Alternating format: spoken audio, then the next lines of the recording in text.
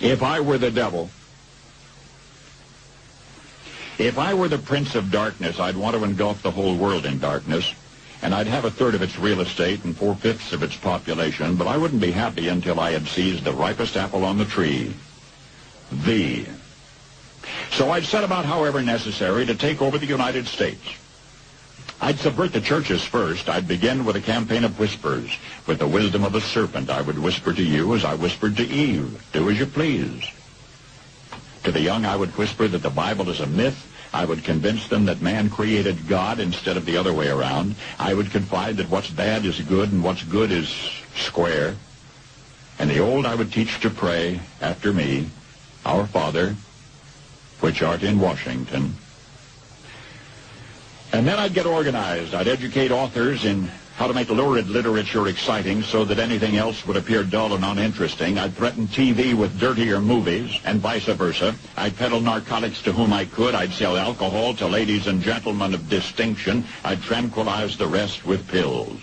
If I were the devil, I'd soon have families at war with themselves, churches at war with themselves, and nations at war with themselves, until each in its turn was consumed.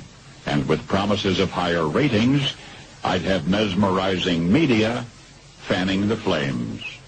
If I were the devil, I would encourage schools to refine young intellects, but neglect to discipline emotions. Just let those run wild. Until before you knew it, you'd have to have drug-sniffing dogs and metal detectors at every schoolhouse door. Within a decade, I'd have prisons overflowing. I'd have judges promoting pornography. Soon I could evict God from the courthouse, then from the schoolhouse, and then from the houses of Congress.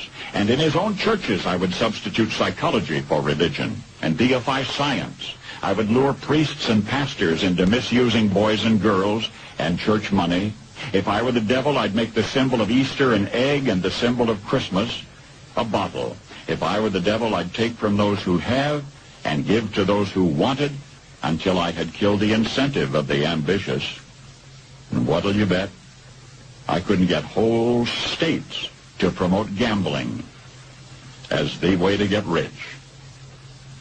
I would caution against extremes in hard work, in patriotism, in moral conduct. I would convince the young that marriage is old-fashioned, that swinging is more fun, that what you see on TV is the way to be. And thus I could undress you in public, and I could lure you into bed with diseases for which there is no cure. In other words, if I were the devil, I'd just keep right on doing what he's doing.